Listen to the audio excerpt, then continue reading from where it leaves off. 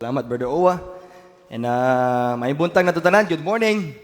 Amen. Salamat sa Ginoong makasimbata in spirit and in truth. Salamat mi sa Ginoo sa kadaugan nga gihatag sa Ginoo sa amoang lakaw last Tuesday. Nagpalit mig bagong mic para sa atong pastor. Kini akong mic karon baratoho na ni katong iya ganina unya. So gwapo tong nga mic and we do believe nga ang Bible na ingon, so then faith cometh by hearing and then hearing by the word of God. Amen? So if you're able to hear clearly, gwapo kayong makapamati yung tangtanan sa pulong si Ginoo. Alright? So dito maglangan mga igsoon, padayong tagtuon sa tuang Sunday school. So dito maglangan, please open your Bible. Please stand up. Let's all stand up once again. Kindly stand up, bring your Bible with you, and kindly open in the book of Matthew chapter number 4. Matthew chapter number 4. Unya atong basahon from verse 1 down to verse number 10. From verse 1 down to verse number 10. Alright? Ako rin mo basa mga isoon, please follow me with your eyes. The Bible says, "Then was Jesus led up of the Spirit into the wilderness to be tempted of the devil. And when he had fasted 40 days and 40 nights, he was afterward and hungered. And when the tempter came to him, he said, If thou be the Son of God, command that these stones be made bread." All right? Number 4, but he answered and said, "It is written, Man shall not live by bread alone, but by every word that proceedeth out of the mouth of God. Then the devil taketh him up into the holy city, and setteth him on a pinnacle of the temple, and saith unto him, If thou be the Son of God, cast thyself down, for it is written, He shall give his angels charge concerning thee, and in their hands they shall bear thee up, lest at any time thou dash thy foot against a stone. Jesus said unto him, It is written again, Thou shalt not tempt the Lord thy God." Verse 8, again, the devil taketh him up into an exceeding high mountain, and showeth him all the kingdoms of the world, and the glory of them, and saith unto him, All these things will I give thee, if thou wilt fall down and worship me.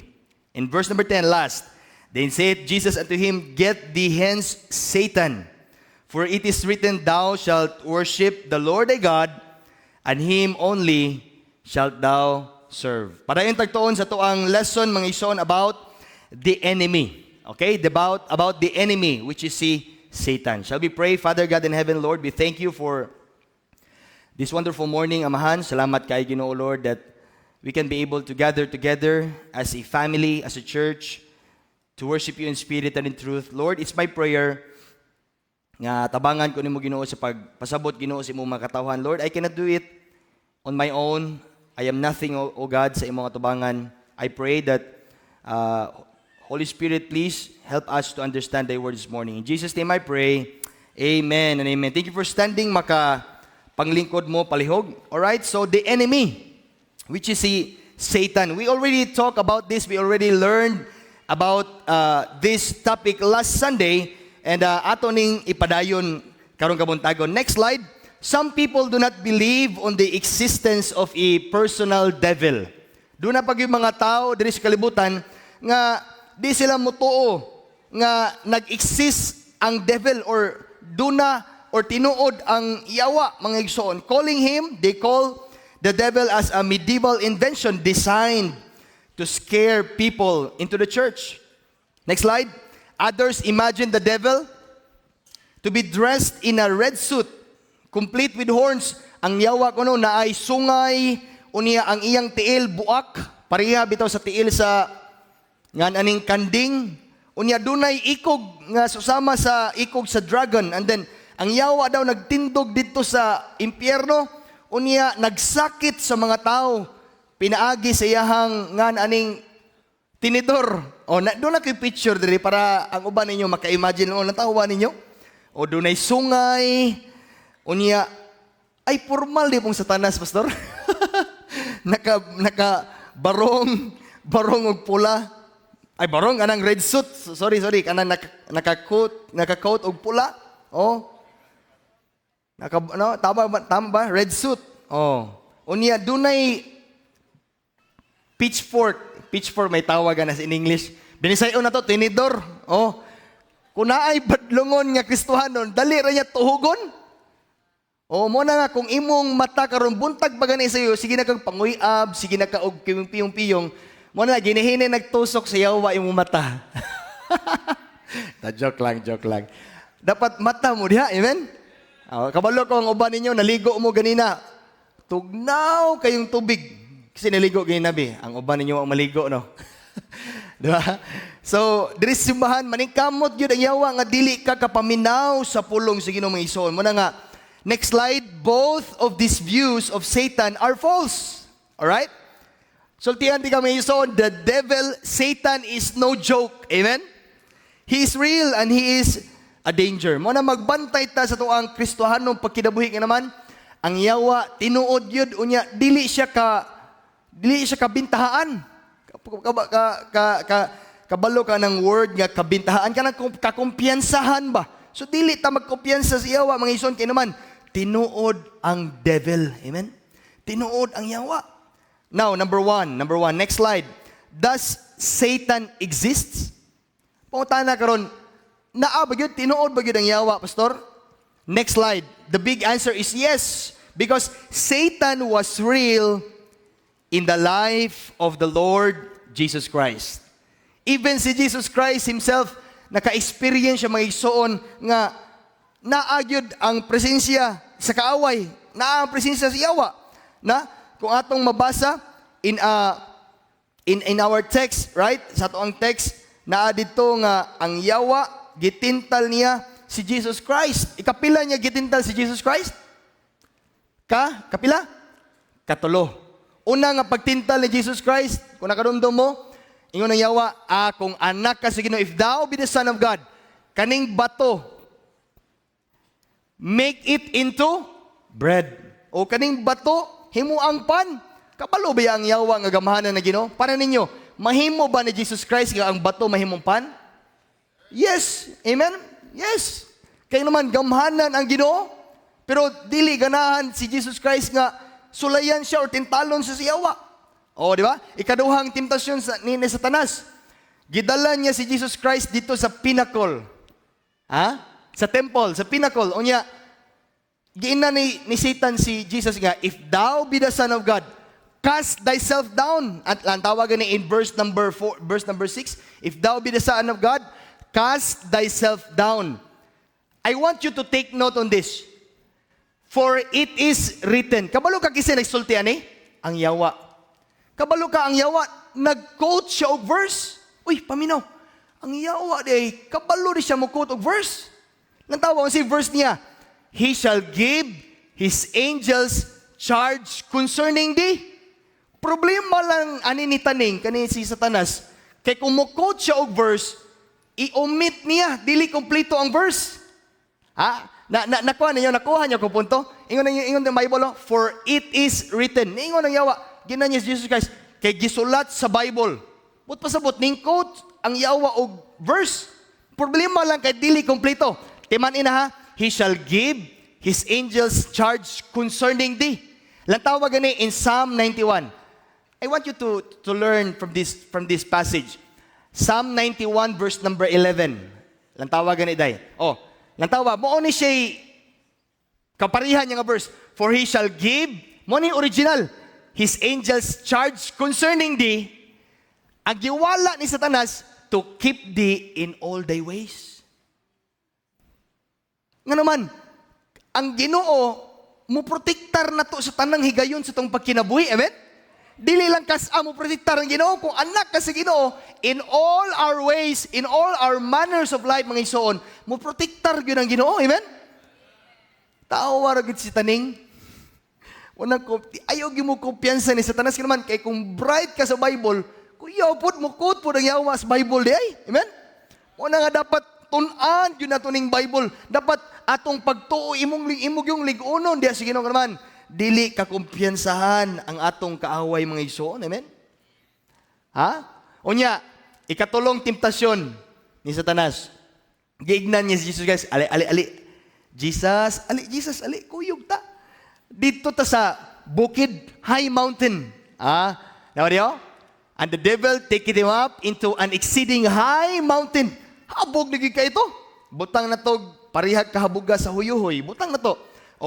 Tanan diha, Lord Jesus, tanang makita ni mo na sunahan, ang tubod, ang baroy, ang kulambugan, imo na natanan. Unya, simbaha lang ko, luhod og simbaha lang ko.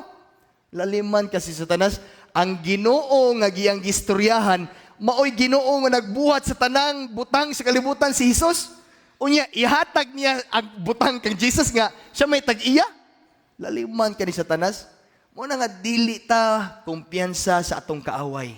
Paminaw, iso na, wala ta makigbisog sa ato ang pisikal. We are not fighting the devil with our physical body, but we are fighting the devil with our spiritual life. Amen? Muna nga, kung luya, if your spiritual life is down, then the devil, Satan, can attack your Christian life. You know, unsay design ni Satan, unsay plano niya sa mong kinabuhi. Yun ang Bible, for the thief cometh not, but for to steal, to kill, and to destroy. Walay laing tumong goal ang yawa nga ikaw gako magkalisod-lisod sa tong pagkinabuhi. Now, direta, next slide.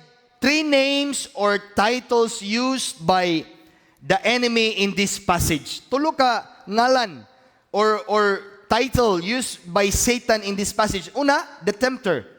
Okay? Tempter is equals to Satan.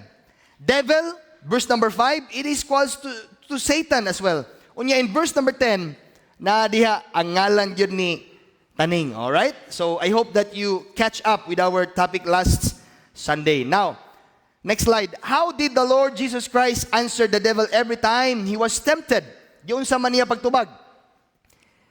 Next slide. The answer is, it is written. Ingon si Jesus Christ, gisulat na. Amen?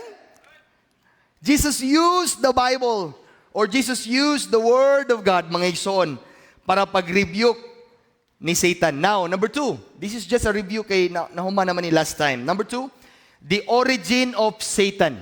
Alright? The origin of Satan. Asa man naggikan kanisi ang atong enemy or kanisi taning. Now, next slide. Ang pangutanan na ko ninyo, is Satan an eternal or created being? Natawan niyo sa screen. Is Satan an eternal? Mas gamahanan ba siya sa Diyos or created being sa Satanas? Ang answer, mga iso, next slide, Satan is a created being. Timan niya? Ang yawa, hinimo sa Diyos. No? He was created by God. At the first place, Satan was not Satan. Okay, ato nang tunan karon, but appeal si Satanas nga he was a created being. All right? So, ang nakaapan lang ni Satanas because of pride, because of sin, nalaglag siya sa gingarian sa Ginoo. Atong basahon in Ezekiel 28 verse 15, thou was perfect in thy ways from the day that thou wast created. Paminaw ha? The devil at the first place was created. He was a created being till iniquity was found in thee. Hangtod sa nakasala si Satanas. Now, next slide. What was Satan originally? Unsa man gyud si Satan originally? Alright? Nakakatch up mo mga ison? What was Satan originally? Next slide. He was the anointed cherub. Okay? He was the anointed cherub. Atong basahon in Ezekiel 28 verse 14. Ingon ang Bible, thou art the anointed cherub that covereth. Di ba? Kabalo ka, unsa ning cherub? Next slide. Ato ang tunan. Anointed cherub is a specially chosen angelic being appointed by God to serve near His presence. So, kaning anointed cherub, mga ison, ang trabaho niya, magbantay siya sa trono, sa kilid sa trono. So, among all the created angels of God, kaning anointed cherub, special ni. He was among of the highest rank of the angel, perhaps, in heaven. Cherub is powerful, beautiful, highly honored, angelic being created by God, but through pride, because of rebellion, nahagbong siya from that position. Alright? So, what was Satan originally? Unsa siya? If you're taking notes, he was an anointed cherub. Alright, good. Now, doon natay example picture para at least ma-imagine nyo gamay ba? O, di ba? Lantaw, waragot. Nindot, no? Nindot kayo, lantaon ang picture. How much more kung naana ta sa langit, unya, makakita na kag tinuod gyud nga anghel? Wow! Di ba? Excited ba mo maadto sa langit? Amen? Wow! Mga igsoon, pagkanindot nga naluwas ta. Now, next slide. The question is, what change took place which dramatically altered Satan's original status? Unsa may hitabo kang Satan? What was the change of his original status? Kabalo ka, si Satan was perfect in his ways. Pero unsa hitabo niya? Next slide. Till iniquity was found in thee. Di ba?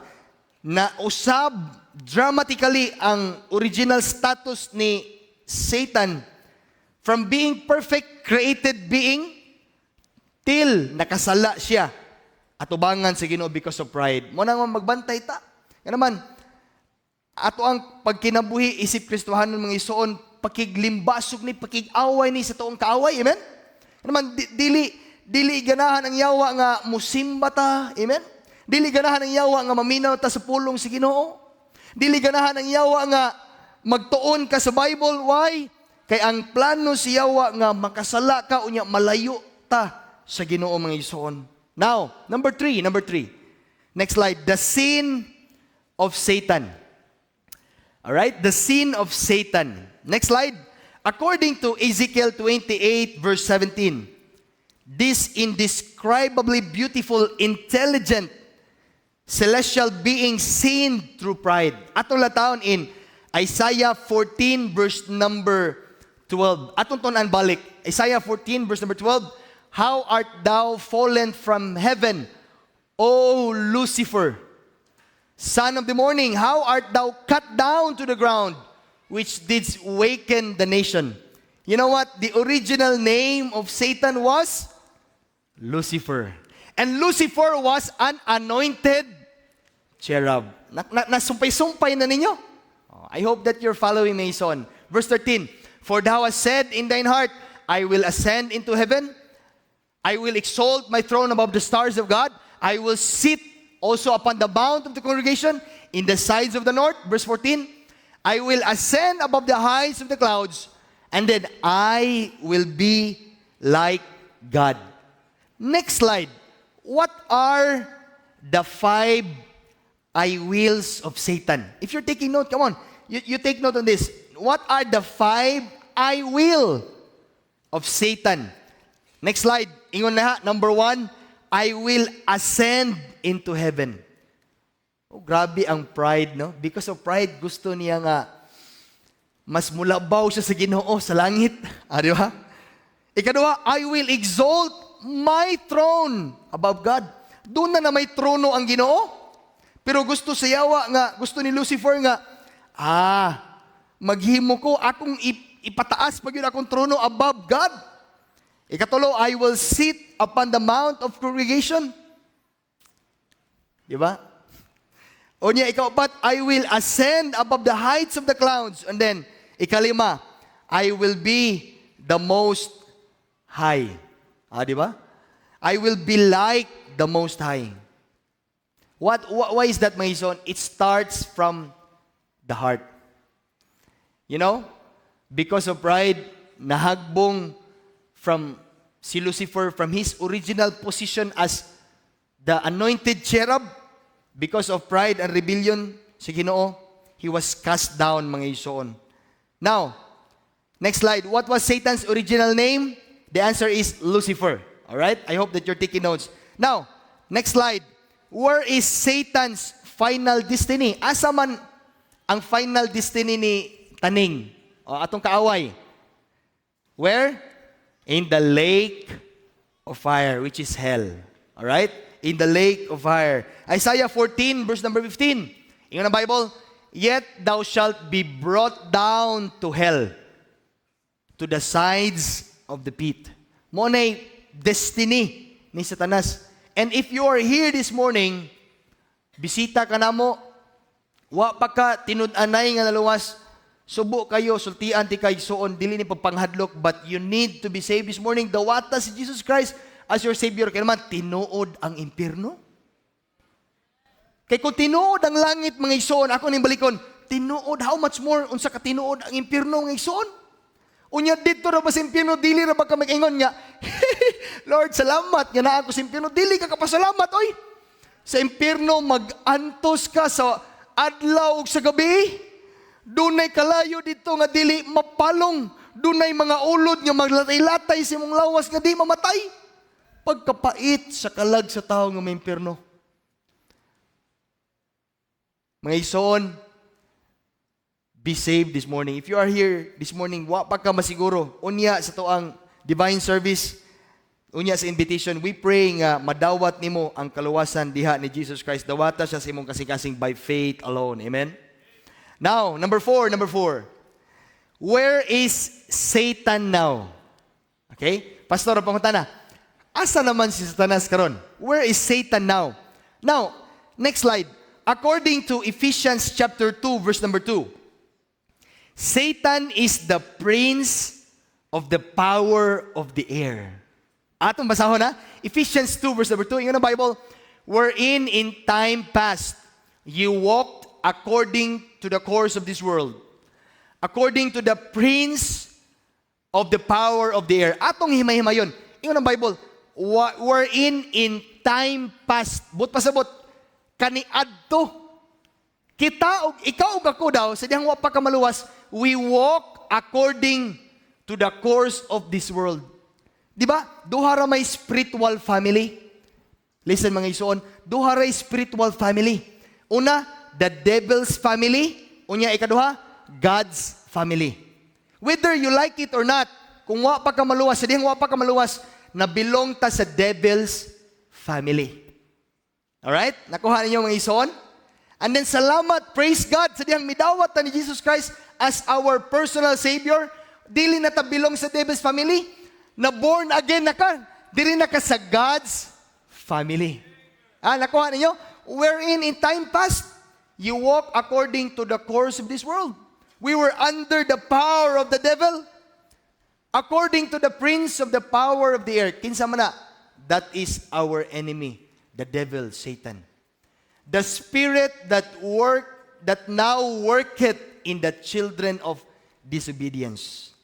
Kung ang tao dili siya masinugtanon, dili siya obey sa Ginoo, then the spirit of the devil is in that person, mga igsoon. The spirit of the power of the air worketh in the life of that person. Muna nga, sa dihang naluwas ta, dili na ang yawa atong gi-obey. Amen? Nakuha ninyo?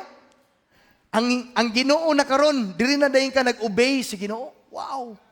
Mga igsoon, the prince of the power of the air is Satan. Alright, now, next slide.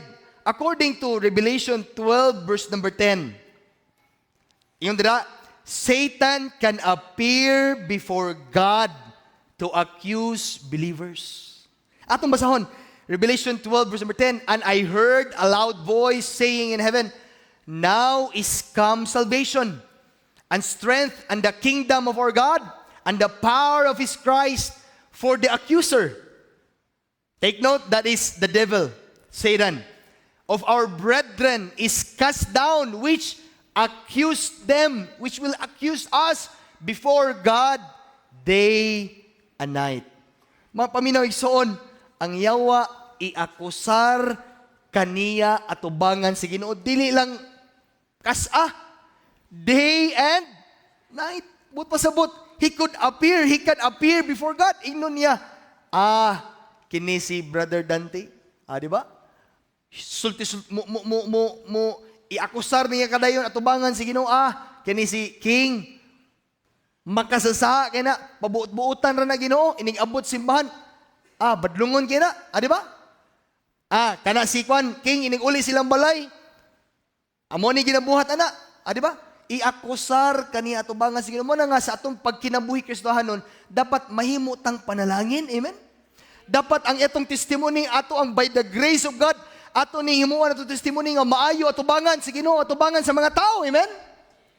Paminaw ng isuon mo na nga, dili man ang baptismo ay nagbawal nga magsayaw-sayaw ka. Ang Bible man, ang pulong man sa Ginoo. Amen? Dili man ang baptismo ay nagbawal nga mag-apil kag mga unsa na apilan ni mga competition sa gawas. Mga igsoon, kung ni-grow ka spiritually, nakasabot ka sa pulong sa Ginoo, timani, iakusar ra bagyud ka sa yawa at ubangan sa Ginoo. Kabalo ang yawa, oy, mo na nga, mata kabalo. The devil, Satan is powerful. Pwede siya, naasad sa imong kilid. Pwede siya diha, maningkamot siya nga dili ka maminaw sa pulong sa Ginoo. He can do that. He can accuse you, kana si Sherwin, Lord, matug man na inig Sunday school. Di ba? Pwede tayo kusar sa yawa. Tubangan si Ginoo mga ison mo na nga, magbantay ta. We need to be careful in our Christian life. Amen? Think about that mga ison. Think about that. Now, next slide. According to 1 Peter chapter 5 verse number 8 and Job 1 verse number 7, Satan also walks about the earth.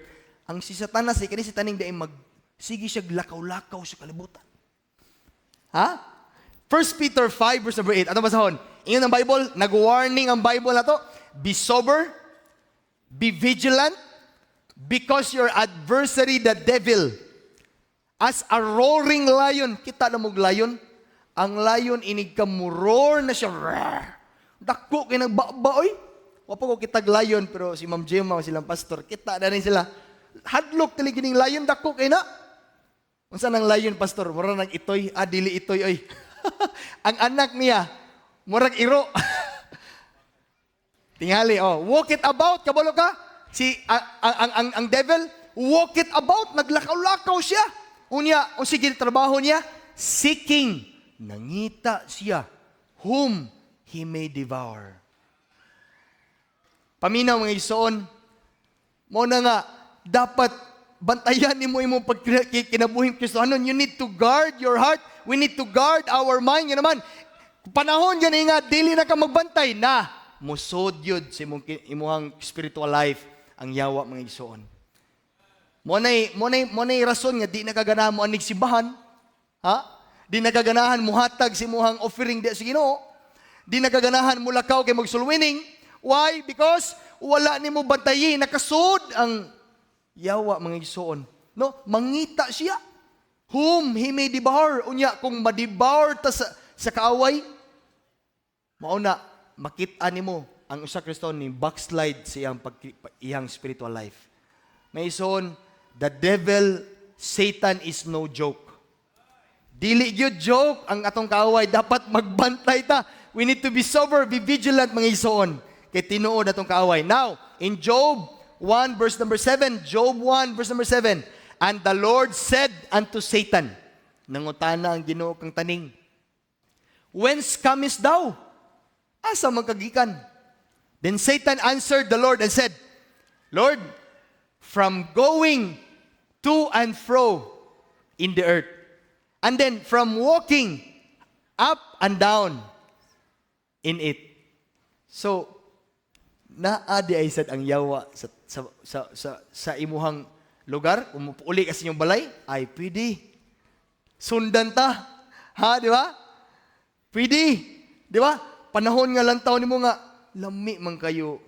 Nindot man kayong cellphone na bilin simbahan. Ako daw ning taguan, bi. Wabi tayo makakita ni. Tangtangan din ni mo, Kabola na mo sa inyo nabuhat sa mga kawatan. Natawag SIM card. Di ba? Mga igsoon, kabalo, ang yawa sa to ang ginabuhat diha sa tago. Magbantay ta. How much more ang Ginoo nga nakita dito sa langit? Kabalo sad ang Ginoo sa tong ginabuhat. Paminaw mga igsoon, mas gamhanan ang Ginoo nga nasa langit kaysa sa toong kaaway nga maong yawa. Amen? Napa mo? Are you there? Next slide. From these scriptures, we learn that Satan is alive. Satan is active in many areas. Muna nga dili kita magbanta, dili kita magkumpiyansa mga igsoon. Now, next slide, Matthew 25:41. We already learned about this. Revelation 20:10, Satan will end up in the lake of fire. Atong basahon in Matthew 25:41. Then shall he say unto them on the left hand, Depart from me, ye cursed, into everlasting fire, prepared for the devil and his angel. Actually, ang hell, ang impyerno, it was designed para sa devil, para sa mga anghel nga ni-rebelde sa Ginoo. But because of sin, ang tao mahidangat dito sa impyerno. Kabalo ka, kung ma-impyerno ang kalag nimo, kalag nako, dili ra ba gina isa ka adlaw, napa mo, amen? Napa mo? Naminaw pa mo iso? Dili ra ba gina isa ka minuto lang, dili ra ba gina usa ka oras, kabalo ka ng forever, walay katapusan. Adlaw, gabi, may maghilak ka, magkagot ang imong ipon. Do you realize that, mga igsoon? Muna nga, if you're not yet saved this morning, we pray. Itawato ni mo si Jesus Christ. Now, next slide. But He is not there yet. Ang yawa, wala pa siya dito. Yan naman, sa ato ang natunan, sa ato ang lesson about the second coming, di ba? Itambok ang yawa in the bottomless pit. He was not yet there yet. When He is cast into hell, He will not be the king of the hell, but He will be tormented forever and ever. Parihas siya. Satan, the devil will be tormented in hell forever and ever. Bottomless pit. Alright? Pero ang kalag sa tao, ngawa maluwas, itambog in the lake of fire. Makita niyo na in Revelation chapter 20, verse number 15. Right?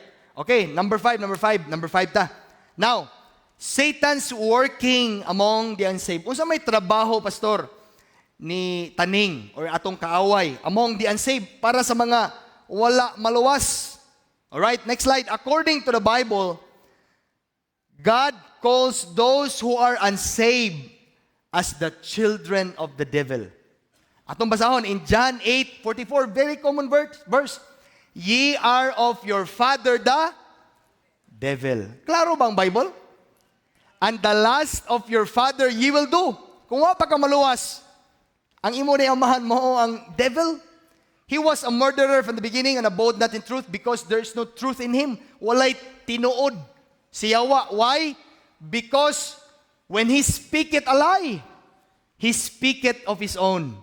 For Satan, the devil, is a liar and the father of it. Ah, di ba? Another verse in Acts 13, verse number 10. And said, O full of all subtlety and all mischief, thou child of the devil. So, kung sakit, no? Sakit ng pa ka maluwas yan naman, ang imong amahan, mao ang yawa. Ha? Ako di ko ganahan eh. Nya, tawagon ako ang amahan. Forever, di ko mudawmat ni Jesus Christ. Pagkapait nga anak ko sa devil. Thou enemy of all righteousness, will thou not cease to pervert the right ways of the Lord? Another verse in 1 John 3, verse number 10. In this, the children of God are manifest, and the children of the devil. Mo nagingon ako ninyo, duha ra gyud spiritual family. The devil's family and God's family.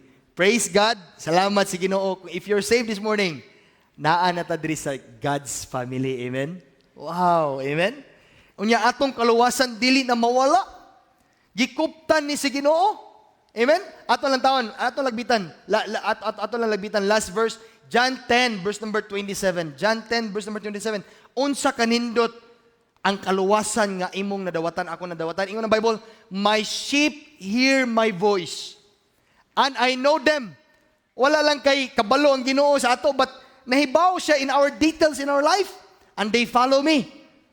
And I give unto them eternal life. Unsa na eternal life? Dili matapos ng kinabuhi. And they shall never perish. Dili na day malaglag.